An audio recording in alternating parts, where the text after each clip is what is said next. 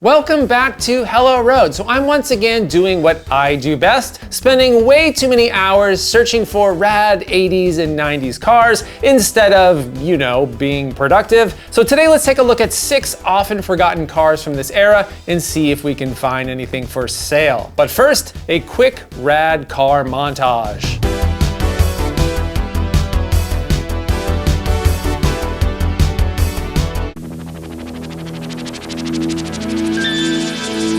Hey there, hope you've been doing well. If you've been around the channel for a while, you know that I've got a thing for cars from the 80s and 90s, especially the overlooked, the underappreciated, and the flat out forgotten. So some of these might be a pain to find, but hey, that's half the fun. And many of these are not high dollar collectibles. I'm all about the hidden gems and the decent deals. Although prices on cars from this era are starting to creep up a bit. But with a little bit of patience, there are still deals to be found out there. All right, let's open up Facebook Marketplace, Auto Tempest, and OfferUp and see what kind of 80s and 90s magic we can dig up today.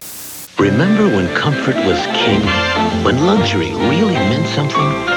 Well, it's all back in the all-new 1991 Buick Roadmaster estate wagon. Okay, the first car of today is the Buick Roadmaster. The Buick Roadmaster of the 90s marked a revival of a storied nameplate that hadn't been in use since 1958. Introduced in 91, the Roadmaster was one of the last of a vanishing breed, a traditional, full-size, body-on-frame American car. Huge dimensions, prominent chrome grille, big engines, rear-wheel drive, cavernous interior, and serene ride quality, available in both sedan and wagon form. The Roadmaster estate wagons came with throwback faux wood grain trim in a gargantuan cargo area. As you might expect, big V8s powered these large cars, but a significant upgrade came in '94 when both the sedan and wagon received a Corvette-derived 5.7 LT1 V8, making 260 horsepower. And you could also get a tow package, allowing the Roadmaster to pull an impressive 5,000 pounds. While it drew praise for comfort and capability, the styling was criticized as dated. The large size and thirsty V8s was considered excessive by some as the car world was pivoting towards more fuel-efficient vehicles. But some would argue that the Roadmaster was a lovable anachronism, a big, bold cruiser marketed to the older crowd with no shame in its retro American luxury identity. By the time production ended in '96, the Roadmaster had already become somewhat of a cult classic, and it's often viewed as the end of an era, the final hurrah for traditional American full-size sedans and wagons. Can we find any for sale? Let's find out. All right, so there are quite a few Roadmasters for sale, actually quite a few more than I had expected. And no, these are not very cheap. On Hemmings, a $14,000 example. This looks pretty nice. I'm not sure I want to spend 14 grand on a Roadmaster sedan, but it is in really nice condition. Seems a little pricey for my taste, but it's in nice shape. Here's a little bit more of a rough example for $6,000 here in Southern California. It looks like it's had a fair amount of work done to it. You can see in this photo right there, it's got that rear facing seat in the back.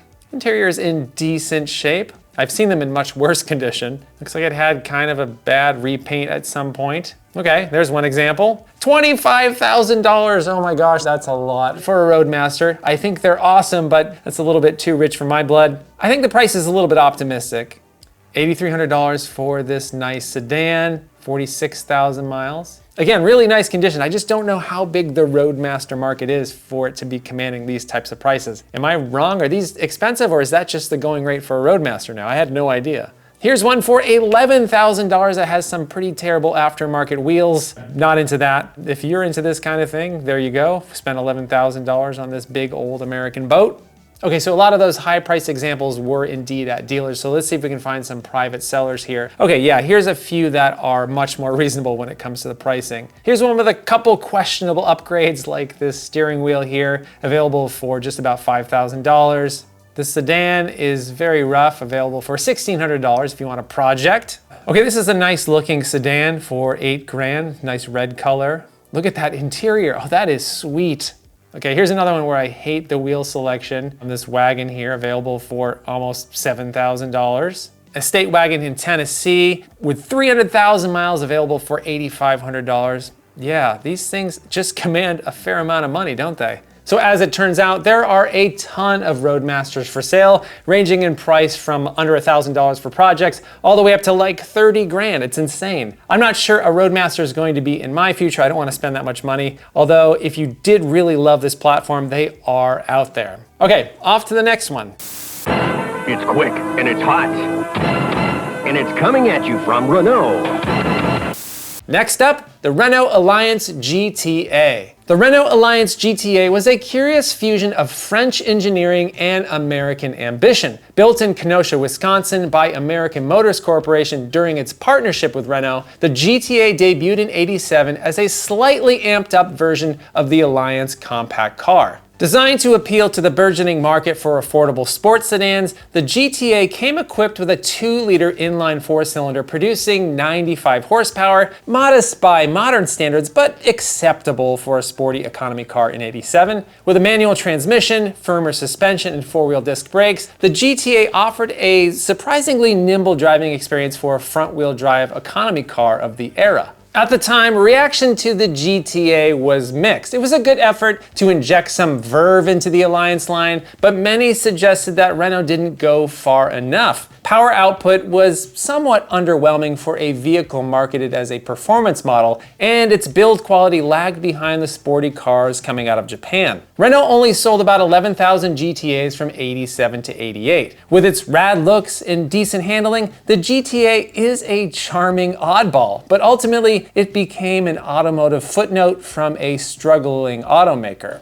But for those that appreciate obscure '80s cars with character, the GTA holds a nostalgic appeal. So can we find one? I think I've only ever seen one for sale. Let's take a look. Okay, here is a Renault Alliance convertible. It's not a GTA. You don't see these things anymore. You didn't see them when they were new. This is a very, very rare car, at least here in the States. All right, let's get back on that GTA search. Nothing, nothing. All across the US. Okay, here's another convertible. It's not a GTA. 1,500 bucks for this. That's definitely more than a project. This is a basket case. Actually, the interior looks decent. Those wheels are awful, but if you're looking for a very rare, very obscure convertible that you probably won't be able to find parts for, here you go. So there's another convertible that is in very bad shape. Looks like it's been sitting for a very long time, but it's all there. Runs and drives, needs brakes, no rust. For a car from Maine, that sounds pretty surprising, but maybe it's true. You know, when you're from the Northeast, when you say no rust, it really means there's some rust, but it's not like disastrous rust. Oh, a GTA sedan, I found one. This is insane. I'm so surprised there's actually one for sale. Oh, it's another convertible. These photos are terrible. Like, can you take a picture of the whole car? That would be awesome. Okay, let's watch this shaky handheld video that's showing the mirror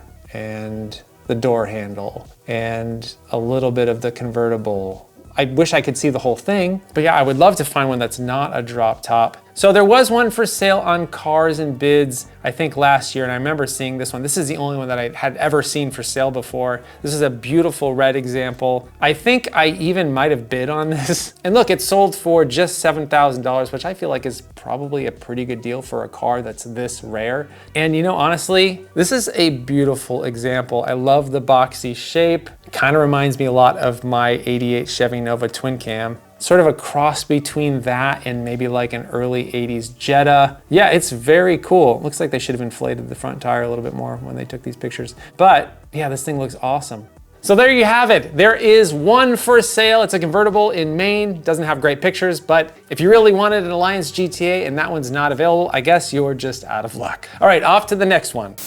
Introducing the next Eagle, Eagle Summit, a small front-wheel drive car that feels big, thanks to a surprisingly supple suspension and amazing interior room. Okay, the next obscure car I'd like to talk about is the Eagle Summit. Eagle was a division of Chrysler that existed from '88 to '98, aiming to appeal to a youthful demographic, but ultimately struggled to establish a lasting identity. Despite its short lifespan, some Eagle cars like the Talon left a mark. Others, like the Summit, are usually forgotten. The Summit ran from '89 to '96, spanning 2 generations, and was essentially a rebadged Mitsubishi Mirage. Over its lifespan, the Summit came in various body styles, including a hatchback, sedan, and wagon. It was positioned as an affordable, practical vehicle with simple design and minimal frills. When it debuted, the Summit was seen as a solid, if somewhat uninspiring choice. They were reliable and well built, but it didn't offer elevated refinement or performance to stand out from the competition. However, a notable iteration of the Eagle Summit was the Summit Wagon, introduced in the early 90s, also sold as the Mitsubishi Expo LRV here in the States. This version was particularly interesting as it featured sliding rear doors, a rarity for a compact wagon at the time. Despite a practical design and competitive pricing, the Summit faced stiff competition in a crowded compact car market. Sales were quite low through its 7-year run, but it did carve out a very small niche for those looking for an inexpensive and dependable commuter car. Today, the Eagle Summit is mostly forgotten, but it recalls a unique time in car history when Chrysler relied on several Mitsubishi designs for the US market. Can we find any Summits for sale? Let's take a look. Oh, look at this, there's a wagon. Let's take a look at that. So this one is a Eagle Summit with a 4G64 engine. It looks like they wanted to make it a, quote, fast street car, but they haven't had time. The mud flaps are pretty neat. Looks like it has a tow hitch on it. Cute, adorable little car. Aftermarket shifter right there, which is, maybe it's your taste, it's not really mine. This one seems to be in pretty decent shape, and they are asking $4,000 for a 175,000 mile example. This is a pretty rare car. I'd say that's probably worth it if it's in good shape. Let's see what else we can find. Okay, here's one, Summit DL Wagon. Over 200,000 miles, under $2,000 in Maryland. Looks like it's in decent shape on the inside. A little bit of rust, a couple bumps and bruises. But that seems like a decent price if you wanted a cool, retro, practical car. It's also got a manual transmission, should make it a little bit more fun to drive. All right, is that it? Just 2 for sale? We're gonna do one more quick thing. We're gonna search for the Mitsubishi Expo LRV, because that is basically the same vehicle as the Summit Wagon. Okay, I found 2. Here's one in Sioux Falls, South Dakota. It's very cheap, only $750. And why is it so inexpensive? Needs brake lines, control arms, so this one's definitely a project. With a little bit of work, this thing could be a pretty neat little parts runner, or if you're in a band, move your drum set around, I guess. Okay, so if you're really into obscure economy cars from the 90s, there are a few Eagle Summit wagons available. I didn't find any of the sedans or the hatchbacks, but if you want a wagon, there are a couple out there. All right, off to the next one. What's this? New import? Geo Metro Convertible. Must be new. I didn't even know Geo had a convertible. I can just see it. Top down, wind in my hair. Next up, let's take a close look at the Geo Metro Convertible. The Geo brand was introduced in 1989 by General Motors as a way for them to better compete in the world of affordable small cars. They partnered with Toyota, Suzuki, and Isuzu to import or jointly build cars and badge them as Geos. The Geo Metro, known for its low price point, practicality, and fuel efficiency, was built by Suzuki and aimed towards budget-conscious drivers. For 92 and 93, GM wanted to inject a bit more fun into this model, introducing the Geo Metro Convertible. This adorable tiny drop top offered a unique blend of affordability, efficiency, and open top fun. Powered by a modest 1-liter 3-cylinder engine, it delivered impressive fuel economy, often exceeding 40 miles per gallon. While it lacked the luxury and performance of more expensive convertibles, it delivered a fun ride at a fraction of the cost. The Metro Convertible was praised for its efficiency and novelty of a drop top in a market typically dominated by more expensive cars, but it was very slow, unrefined, with a very cheap feeling interior. And it was a big price jump from a standard Metro. But it delivered what was expected, an economical way to enjoy open air driving. Fast forward to today, and there is certainly a fan base for these cheerful little convertibles. The Metro's charm lay in its simplicity and the joy of open top driving without spending a ton of cash. It's a symbol of an era when practicality and fun could coexist in a relatively affordable package. So can we find any of these funky little convertibles? Let's take a look. Here's one right away, a Geo Metro Convertible. And there are a whole bunch of hatchbacks in various states of disrepair. All right, this yellow one right here, listed a few weeks ago. They're asking $3,200, which seems like a decent price if this thing runs and drives. Looks like it might need a little bit of cleanup, a little bit of love, but it exists. Here's another one, a white one in Arizona. It's got aftermarket wheels. This thing looks pretty adorable. $3,500, manual transmission. Interior is in really good shape. Size comparison to an old F-250. All right, so this one's got aftermarket wheels. Not my favorite fitment here, but it works, I guess. 2,500 bucks. It's got a new clutch, new soft top. I put razor seats in it, okay. It's pretty cute, I like that one. All right, so here's a Mystic Magenta example, although it does look like it's been repainted inside the engine bay, it is red. But that's a very, very nice color. My Geo Storm is in this exact same color. Looks like it's in pretty good shape. A little bit of rust there on the back. Interior looks decent. They're only asking $29.50. Seems like a pretty good deal as long as there's not a ton of rust. Here's a yellow one, 2,000 bucks. Seems like a lot of money for a car that looks like it's been sitting in a field for a couple decades. All right, what else we got? Somebody put fake portholes on the side of this thing. I guess those 3 portholes represent the 3 cylinders that are raging underneath this hood. Another yellow one. They're kind of everywhere. This one is for $5,500 in Maine. This one does look like maybe the best condition Metro convertible that I've seen so far. So there you go, a wide range of Geo Metro convertibles still for sale. Some projects, some that look like they've been taken care of really well, which is kind of surprising for a lowly Geo. All right, off to the next one. Top speed is 156 miles an hour, and it'll haul itself from 0 to 60 in 6.5 seconds.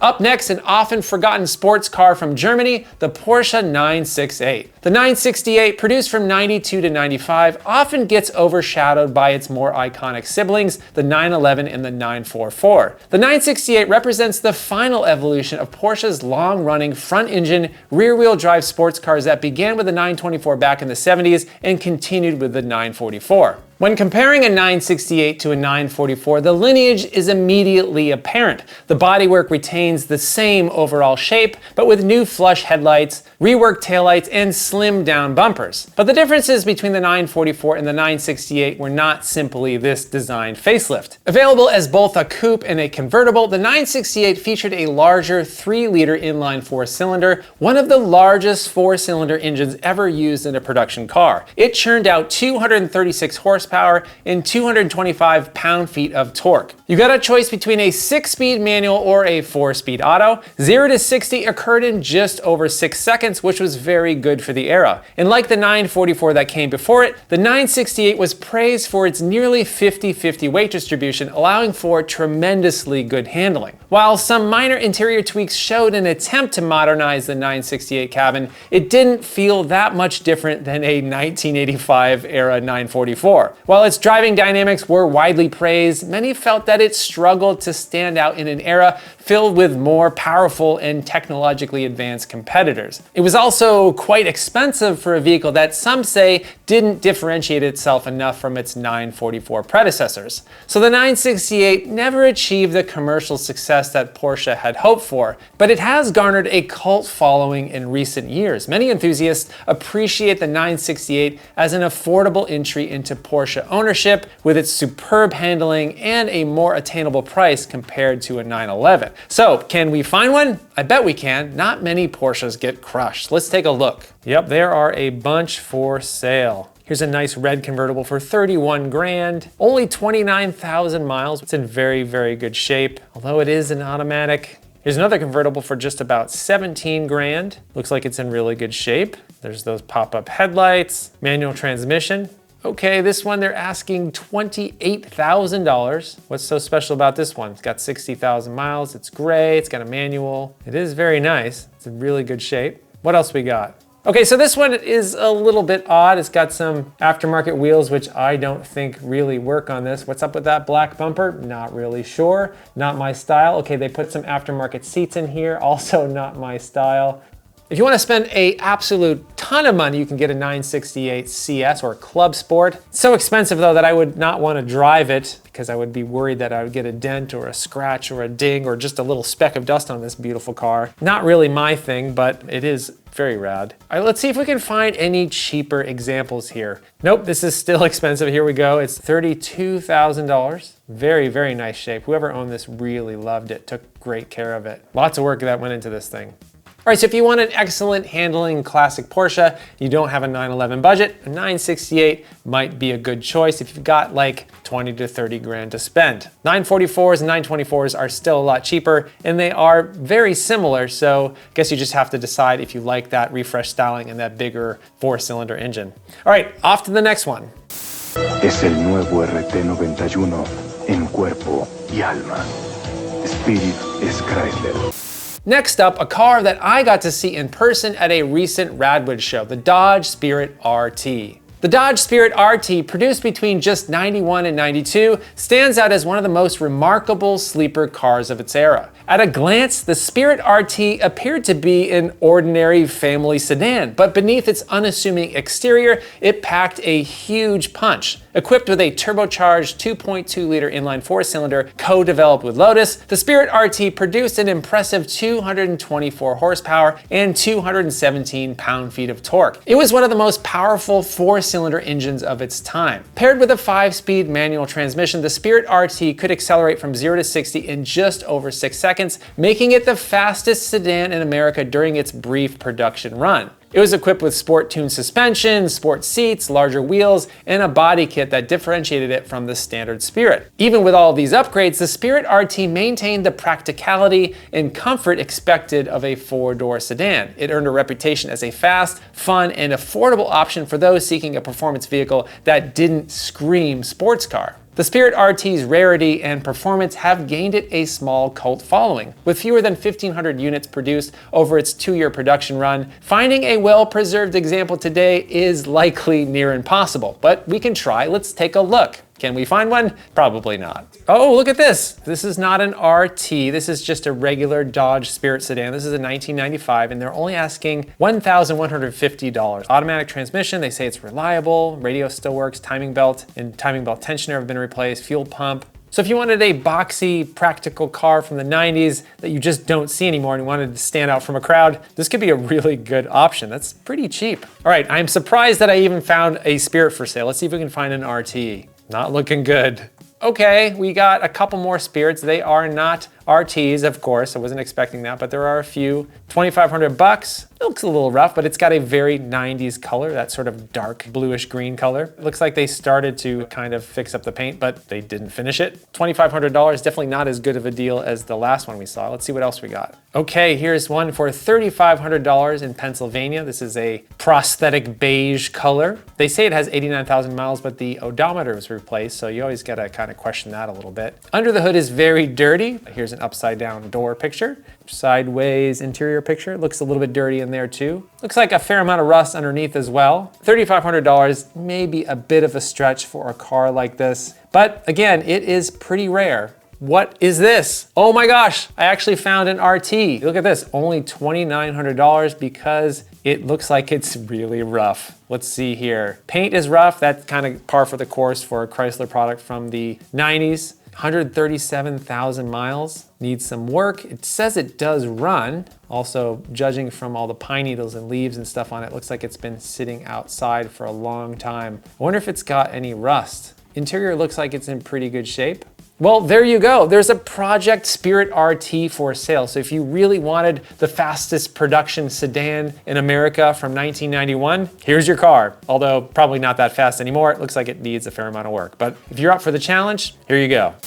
Okay, so I think we found a few gems today. What do you think? And what cars do you think I should cover in the future? Let me know in the comments below. I've got a lot more videos just like this one. Click above to join me in my search for other rad 80s and 90s cars. If you like this video and you want to see more like it, please consider subscribing and hitting that bell icon. If you want to help support the channel, buy a Hello Road t-shirt or hat at helloroad.tv/shop. Thanks so much for watching. I hope you're well, and I'll see you soon.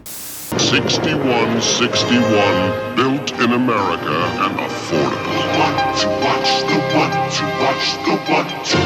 Renault. From 21.5 makes it an astounding value. See your Alabama Buick dealer now. The king of the road is back.